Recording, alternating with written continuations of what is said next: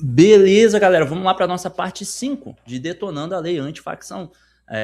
Como vocês podem observar aí no YouTube, a gente tem começado a postar vídeos agora, eu tenho começado a postar vídeos agora. Alguns vídeos serão algumas aulas que eu gravo para comandos, concursos, né, onde eu dou aula. Então, inclusive, segue lá, @comando_concurso no Instagram, se você estiver interessado em mentoria, cursos para carreiras policiais, enfim, né? Em breve a gente vai estar gravando muito mais conteúdo, muito mais aulas e eventualmente eu vou postando algumas coisas para vocês aqui. Alguns vídeos nós estamos também movimentando o nosso YouTube. Eu aproveito para postar aqui também algumas aulas que eu gravo lá e coloco aqui, né? Vamos postar hoje, no dia 24 de agosto, uma aula de correção de questões de criminologia. Você que está se preparando para as carreiras policiais, é uma questão que são matérias que eventualmente irão aparecer, principalmente se você for prestar PC Bahia, e também Medicina Legal também serão gravadas hoje e serão postadas no decorrer da semana aqui no canal. E a Lei Antifacção também, a gente continua com essa série porque é uma lei muito importante. Só lembrando aqui, pessoal, é claro que todo mundo começa de algum lugar, né? Eu, quando comecei os meus estudos para delegado de polícia, eu não sabia se ia me tornar delegado de polícia, até que deu certo, né? Foi incipiente, foi se tornando grande, até que deu tudo certo. Um canal no Instagram, assim como um perfil no Instagram, assim como um canal no YouTube, começa da mesma maneira. Eu posto conteúdos aqui porque eu aproveito algumas aulas que eu já estou gravando e acho que são prudentes, né? Essas aulas são específicas para o YouTube, por exemplo, embora eu grave para comandos, são específicas para o YouTube. E realmente é para quem tem vontade, tem fome de passar e ter um conteúdo de qualidade. Na minha época eu tinha muito conteúdo gratuito no YouTube e às vezes eu não dava tanto valor. Então, se hoje eu posso fazer isso, por que não fazer também? Né? Por que não compartilhar o conhecimento, socializar esse conhecimento? Então, beleza, vamos lá. Aproveita, deixa o seu like, se inscreve no canal e ativa o sininho se você quiser ter sempre conteúdo de qualidade à sua disposição. Show de bola? Nos casos de caráter transnacional, artigo 7º, onde a gente parou, aqui fala praticamente da cooperação jurídica internacional, ou seja, da cooperação para você combater organizações criminosas ultraviolentas. Então, esses acordos podem ser celebrados pela União, cuidado que às vezes a banca pode colocar assim, nos caráteres transnacional, que envolvam cooperação com organizações estrangeiras, os estados e municípios, aí já está errado, a União pode celebrar acordos e executar acordos de cooperação internacional de polícia ou de inteligência. Internacional de polícia ou de inteligência, ou seja, inteligência de polícia judiciária, que é captar elementos informativos, né, que vão ficar compartimentados até que possam ser usados. Observados tratados, convenções e reciprocidade, ou seja, se o outro país também cooperar conosco, a gente coopera com ele. Reciprocidade internacional. Então, são 5 finalidades expressas. Investigação, essas cooperações, esse acordo pode ser feito para fins de investigação, persecução penal, extradição, às vezes o indivíduo pode ser extraditado, recuperação de ativos, principalmente em organizações internacionais onde o indivíduo cria ou pratica o crime de lavagem de dinheiro encaminhando esses valores para o exterior, e o combate à criminalidade organizada internacional.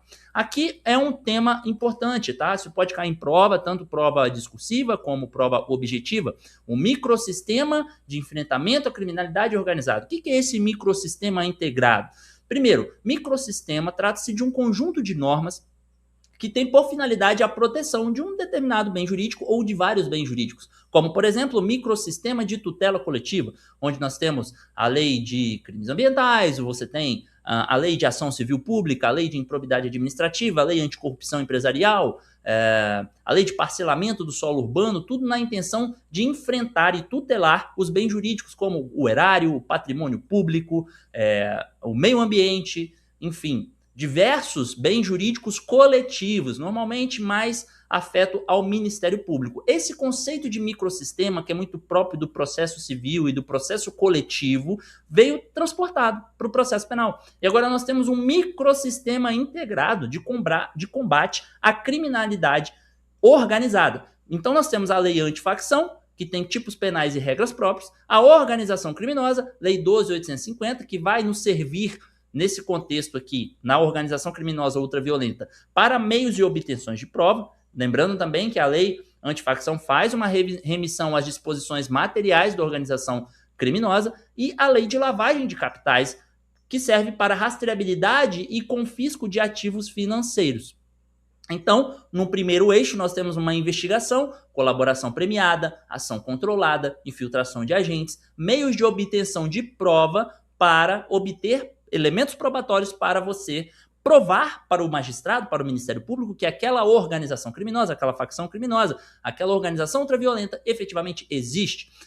No eixo 2, nós temos uma atuação integrada, como as forças integradas de combate ao crime organizado, os GAECOS, que são os grupos de apoio e enfrentamento ao combate ao crime organizado, que estão situados dentro do Ministério Público de vários estados, Ministério Público Estadual e Federal, e o SUSP, que é o Sistema Único de Segurança Pública, onde nós, enquanto policiais, estamos incluídos, seja Guarda Civil, seja Polícia Civil, Polícia Militar, enfim, Polícia Rodoviária Federal, Polícia Federal.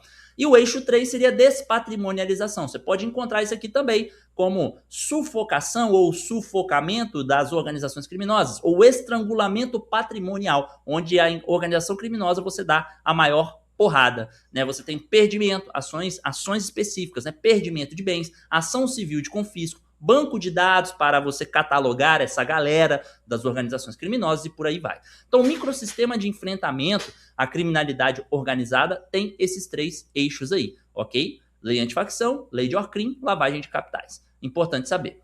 Bom, o decreto 12966 de 2026, aqui eu coloco a título de regulamentação, porque é um decreto regulamentar, ele estabelece o programa Brasil contra o Crime Organizado. Ele tem eixos estruturantes: enfrentamento ao tráfico de armas, munições e acessórios explosivos, asfixia financeira, esse termo aqui pode aparecer, não raras vezes aparece. Asfixia financeira do crime organizado. Não é suficiente você prender ou cortar a cabeça da serpente. Às vezes você tem que asfixiar financeiramente aquela organização criminosa, porque é através de dinheiro que ela consegue corromper agentes públicos, corromper pessoas, mandar droga para o exterior e tudo mais. Qualificação e investigação de homicídios, que é muito importante, e fortalecimento da segurança do sistema prisional, onde essa galera vai ficar presa, né? Medidas assecuratórias cautelares, também muito importante, porque está dentro do tema de direito processual penal. Então, as medidas do artigo 9º são novas medidas incluídas em um rol da lei de organização, da lei antifacção. Elas não servem somente para preservar o patrimônio, para futura reparação do dano, como acontece no Código de Processo Penal, com as medidas de arresto, sequestro, hipoteca legal, por exemplo. Elas servem justamente também para interromper a atividade da facção. É asfixia financeira em tempo real. Então, o sistema tradicional do Código de Processo Penal prevê medidas cautelares reais no artigo 125 a 144A do Código de Processo Penal. São chamadas, segundo Guilherme de Souza Nutti, acostumado a falar do Rogério Sanches, né? Medidas assecuratórias, então, são providências tomadas no processo criminal para garantir a futura indenização ou reparação à vítima da infração penal, pagamento das despesas processuais ou penas pecuniárias do Estado, ou mesmo evitar que o acusado obtenha lucro com a prática criminosa. Como requisitos, nós temos que provar o perigo da demora, chamado perículo in mora, ou seja, que o indivíduo, caso ele permaneça com aquele dinheiro na sua conta, por exemplo, no caso de uma organização criminosa, ou até mesmo no caso de uma associação criminosa que seja, se ele permanecer com aquele dinheiro na sua conta, ele pode extraviar esse dinheiro para o exterior em um crime de lavagem de capitais, e fumus boni iuris, ou fumaça do bom direito, ou fumus commissi delicti, né, aparência, indícios de crime, de prática de crime. O fumus boni iuris ou fumus commissi delicti são requisitos para medidas cautelares, nesse caso, medidas cautelares reais previstas no Código de Processo Penal. Ou seja, eu preciso provar que existe indício de autoria e materialidade para representar por essa medida cautelar. E, por fim, adequação e proporcionalidade. Eu preciso que essa medida, por exemplo, a interrupção da atividade da facção, ou, nesse sentido, a constrição patrimonial, ela é necessária, adequada e proporcional, e não existe outra medida cabível nesse sentido para fazer o bloqueio desses ativos, que normalmente vão estar em nome de uma pessoa jurídica, laranja, algo do tipo. Só que o nosso artigo 9º, ele tem um rol exemplificativo de medidas cautelares reais inseridas pela lei antifacção. Então, existe sim ali o sequestro de bens, o arresto, o bloqueio, a indisponibilidade de bens móveis e imóveis, inclusive ativos digitais ou virtuais. Nesse sentido aqui é importante você saber que muita gente converte, obviamente, o valor em dinheiro em moedas virtuais, como bitcoins, enfim, outras cuja rastreabilidade é muito difícil, carteiras cuja o sigilo só é possível de ser quebrado porque tem a senha. Suspensão ou limitação de proibição de atividades econômicas, isso aqui é bem interessante, né? Você pode limitar a atividades econômicas, financeiras e empresariais de empresas e profissionais que estão sendo utilizados no contexto de organização ultraviolenta. Bloqueio cautelar de acesso a sistemas financeiros, plataformas digitais, enfim, você pode bloquear o acesso dessas pessoas ou pessoas, dessa organização a sistemas de bancos, meios de pagamento, plataformas de pagamento, ela não vai conseguir abrir conta em qualquer lugar. A proibição de emissão de uso de crédito, débito, transferências, inclusive Pix. Então você tem um bloqueio de Pix, pensa. O indivíduo ele não pode fazer Pix, fazer pagamento, porque você tem que demonstrar que caso ele tenha esse meio à disposição, ele pode mandar dinheiro para várias pessoas pulverizando esse dinheiro da organização criminosa ultraviolenta. Aqui, ó, criptoativos, né? Sentamos o Bitcoin, comunicação direta ao COAF, o Banco Central, CVM, SUSEP e Receita Federal, justamente para que esses órgãos que são responsáveis pela rastreabilidade do dinheiro e também pela rastreabilidade de transações com aparência de ilicitude, eles possam estar cientes de que há uma investigação em face desse indivíduo. Suspensão temporária de fornecimento de serviços públicos e privados comprovadamente usados para crimes. Transporte e hospedagem digital. Olha que curioso, né? Se você conseguir comprovar, por exemplo, que existe uma empresa que está sendo utilizada como lavagem de dinheiro, está ganhando licitações como concessões administrativas de asfalto, mas era uma empresa que está sendo financiada pela organização criminosa ultraviolenta, você pode suspender essa concessão, esse contrato que foi feito com o poder público, inclusive, ainda que ela esteja fornecendo um bem público, ainda que seja uma empresa de energia, de telecomunicação. Então, isso aqui é bem interessante. Afastamento cautelar do cargo, emprego ou função, sem prejuízo da remuneração, isso aqui já estava previsto em diversas normas. Proibição de saída do território nacional, também não é nada de novidade aqui. Comunicação compulsória de juntas comerciais, cartórios de registros e órgãos de trânsito, justamente para bloqueio de transferência da propriedade. Às vezes os caras têm vários carros, super carros, né? Carros aí milionários, ou empresas também estão onde elas são registradas, nas juntas comerciais. Então, para evitar a transferência de propriedades, de cotas, de vendas, esses órgãos são notificados para evitar que o indivíduo venha se desfazer desse valor. Inidoneidade cautelar para contratar com o poder público. Isso aqui também é bem interessante. Embora você tenha essa sanção administrativa lá na lei de licitações, quando existe alguma espécie de descumprimento contratual, algo do tipo, a inidoneidade cautelar, nesse ponto, ela vem de um processo criminal. Então, uma empresa que é utilizada para praticar crimes no contexto de um domínio social estruturado, ela pode ter a sua inidoneidade cautelar, ou seja, ela pode ser impedida de contratar com o poder público e receber benefícios fiscais nesse contexto também. É um rol aberto porque ele coloca, entre outras, ou seja, o juiz, o Ministério Público, o delegado pode representar, o juiz pode conceder outras medidas que não estão nesse rol do artigo 10, do rol do artigo 9º, que tem 10 medidas exemplificativas, mas existem outras que nós chamaremos, né, de medidas atípicas de constrição patrimonial, porque as típicas estão previstas aqui nos incisos, beleza? Então vamos lá, características processuais e alguns números que caem. Então, primeiro, as medidas cautelares reais, elas podem ser decretadas sem prévia oitiva da parte. É o chamado contraditório diferido. Eu decreto, por exemplo, o bloqueio de valores em conta daquele indivíduo, só que eu deixo ele se manifestar depois. Não, o bloqueio primeiro sempre se manifesta depois aí. Fundamentação obrigatória de necessidade, adequação e proporcionalidade pelo juiz, MP ou delegado, né, indicando os efeitos sistêmicos esperados para não atingir terceiros não vinculados. Lembra do contrato de concessão? Se uma empresa de telefonia está sendo utilizada no contexto de domínio social estruturado para praticar esse tipo de delito, eu tenho que verificar que, se eu interromper esse serviço público, eu vou ocasionar um prejuízo à população? Então, talvez eu tenha que optar por outro tipo de medida que não esse. Então, isso aqui é grave, tem que tomar cuidado. Por isso, indicando os efeitos sistêmicos esperados. Quem vai ficar sem energia? Existe outra empresa do poder público que pode cobrir, que pode prestar esse serviço nesse momento? Então, isso deve ser considerado. O parágrafo 4º diz que eventuais bens que são sequestrados, por exemplo, fiquem sob custódia do poder público, salvo decisão fundamentada que demonstre a impossibilidade material ou inadequação técnica. Né? Por exemplo, o indivíduo tem lá diversos carros de luxo, esses carros ficarão sob a custódia do poder público.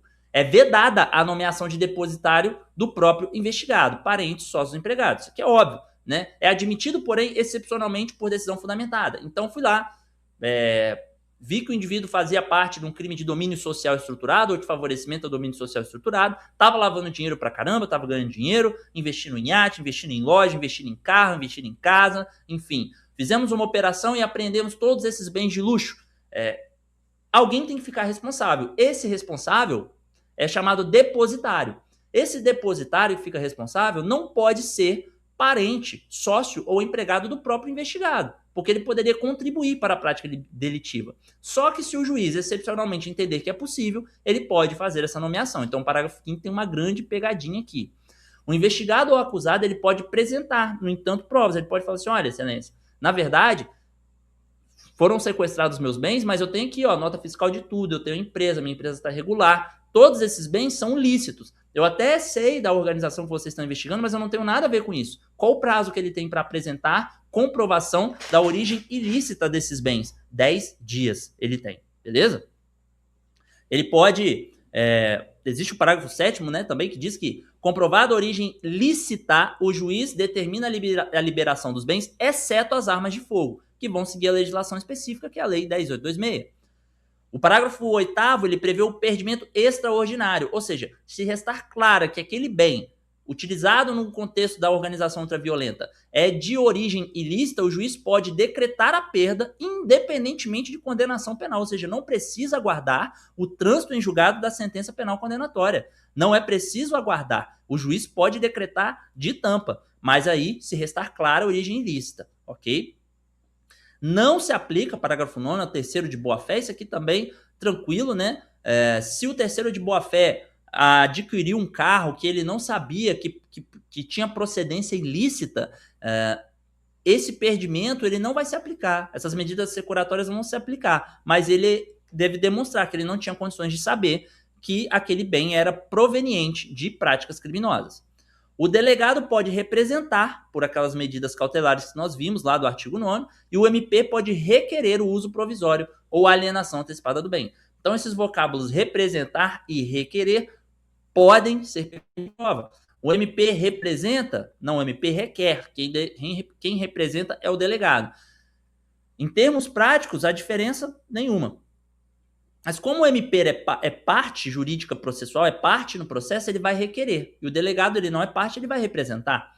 Então, cuidado com provas extremamente legalistas que vão inverter alguns termos aí para você não perder questão de bobeira.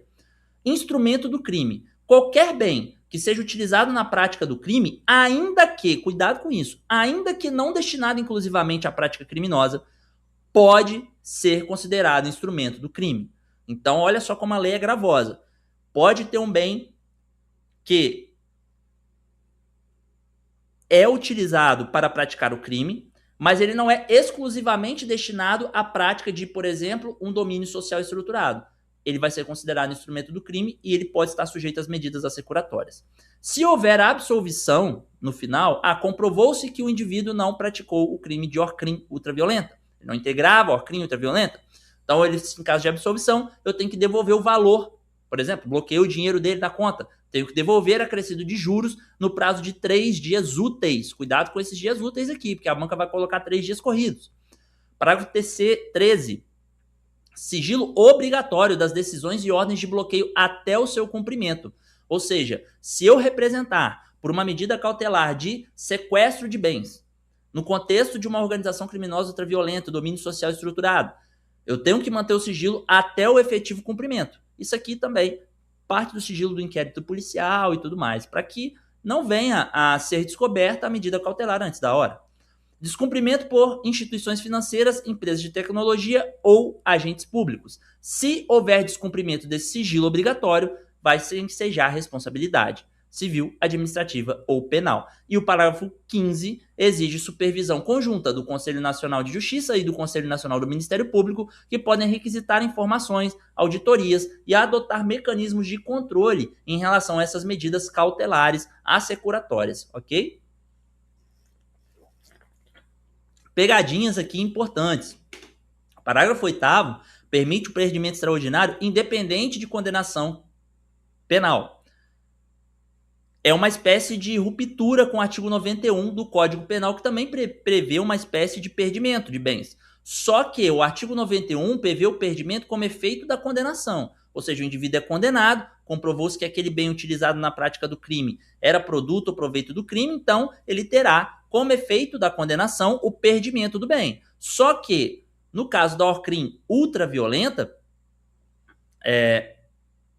o perdimento extraordinário ocorrerá independente de condenação. Show? O parágrafo 11, ele alarga um conceito de instrumento do crime, ou seja, basta ter sido utilizado. Uma moto foi utilizada para o indivíduo levar dinheiro para o chefe da organização criminosa ultraviolenta, independentemente desse cara tá integrando ali no sentido de esse bem, essa moto está sendo utilizada no contexto corriqueiro dessa ORCRIM ultraviolenta, ela vai ser tratada como instrumento do crime. O artigo 9º, aqui é uma polêmica que vai cair, tá? Vai cair. Autoriza que essas medidas assecuratórias sejam decretadas de ofício, ou seja, independentemente de requerimento ou de representação do delegado de polícia.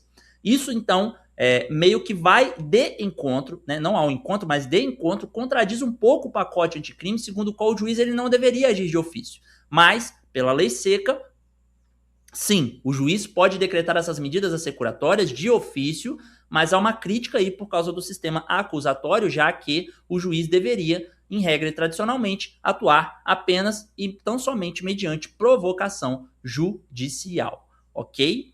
Interessante saber isso aí para fim de prova. Natureza econômico-preventiva. Segundo Rogério Sanches e René, eles dizem o seguinte, que as medidas do artigo 9º, elas carregam restrições de natureza econômico-preventiva. Guarde isso aqui, ó. Qual a natureza jurídica das medidas cautelares do artigo 9º? Você pode começar, olha, são medidas cautelares reais, à semelhança do CPP, com natureza econômico-preventiva. Pronto, aqui você já definiu a natureza jurídica. Isso aqui numa discursiva é ouro, tá? Também numa prova objetiva, a depender do cenário. E para que elas servem? Voltadas a reduzir a capacidade negocial dos agentes criminosos, impedindo-os de contratar, investir, obter empréstimos, receber benefícios fiscais ou governamentais e operar no mercado formal. Então, de acordo com Rogério Sanches, e aí olha só que interessante, porque isso aqui para fins de prova, principalmente discursiva, pessoal, é muito interessante. Normalmente, eu tive um chefe, um excelente chefe, foi promotor de justiça, é promotor de justiça até hoje, não vou citar o nome dele para preservar o sigilo. Ele falava comigo assim, Hélio, para você construir uma resposta discursiva, independentemente se eu vou fazer uma redação, você sempre começa com um conceito. Se você tiver, porque aí o examinador já vai ver que você está respondendo exatamente o que ele quer. Depois, se você tiver um contexto histórico da onde é, a natureza jurídica, você fala. Se você não souber, não inventa, não seja pedante, ou seja, não tente mostrar o que você não sabe. E depois disso, você vai fundamentar a sua resposta de acordo com o seu conhecimento e ao final você vai para a conclusão. Então, ao fim e ao cabo, toda peça prática, discursiva de carreiras policiais e carreiras jurídicas é a mesma coisa. Você só vai mudar, só vai ter que mudar nesse cenário. Você só vai precisar mudar a estrutura. Aí já é outros 500, né? Porque você vai entender isso quando você estiver nessas fases de redação, de provas discursivas e tudo mais. Então, fica aí o bizu, beleza? Então, para que serve, né? Voltada a reduzir a capacidade negocial de agentes criminosos, impedindo-os de contratar, investir, obter investimentos, receber benefícios fiscais ou governamentais e operar no mercado formal. E aí, por que eu falei da estrutura de uma redação ou de uma prova discursiva? Porque se você tiver tempo, depois que você falou tudo que você tem que falar, às vezes você pode ir no direito internacional. Falar direito internacional ou direitos humanos é direito de bandido. Isso aí é discurso de papagaio de gente que não entende o direito. Para a sua prova, você pode ganhar muito ponto nisso aí. É só você olhar os espelhos de correção de provas de altíssimo nível. Você vai ver que muitas delas vão estar fundamentadas em direitos e tratados internacionais, inclusive a Polícia Civil do Estado de São Paulo, por exemplo, que tem uma veia muito forte de direitos humanos. Falo por experiência própria, tá?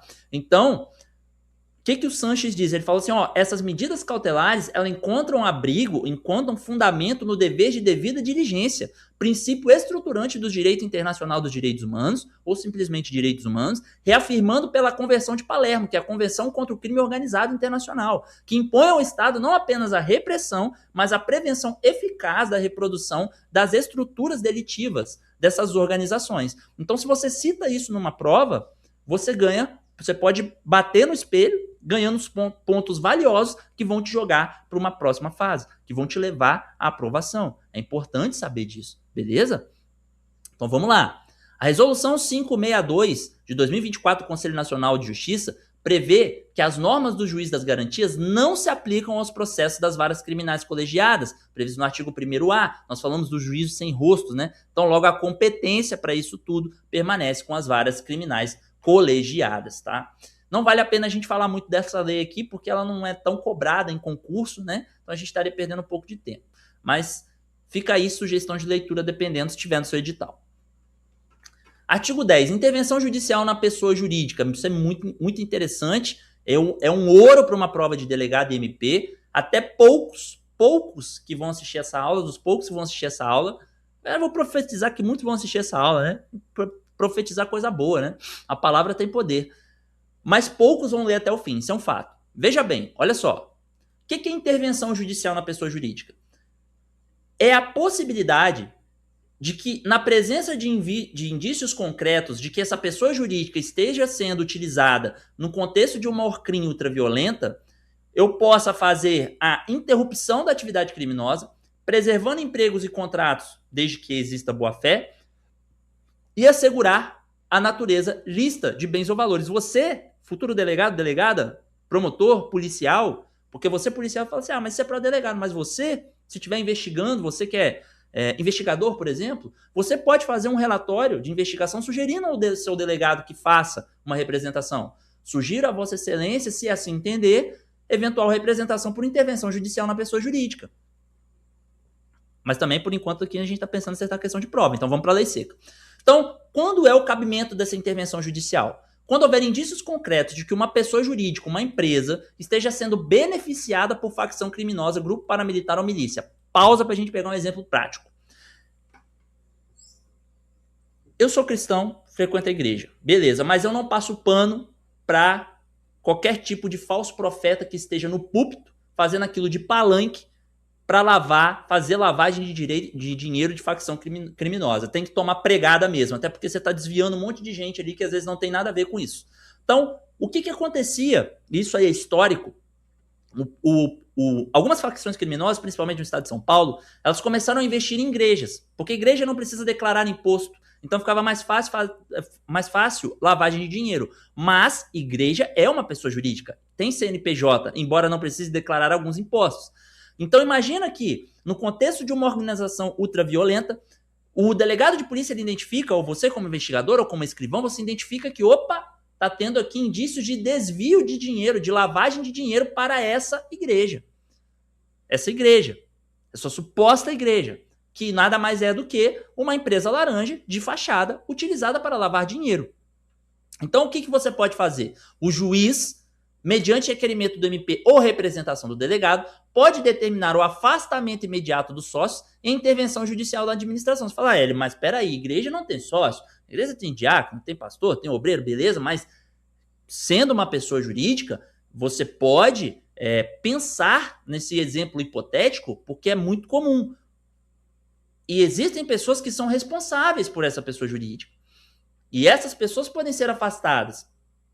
Ou qualquer outra empresa que você imaginar. Pode ser uma empresa de bet, uma empresa de aposta, que a gente vê tanto por aí, que esse troço está sendo difundido o tempo todo, no Instagram, no YouTube, o tempo todo, um monte de propaganda de bet, pode ser uma empresa de bet que foi feita de fachada, de aposta, que além de configurar crimes de estelionatos, crimes contra a ordem econômica financeira, também pode estar sendo usada por uma organização ultraviolenta. Pensa aí nesse tipo de empresa.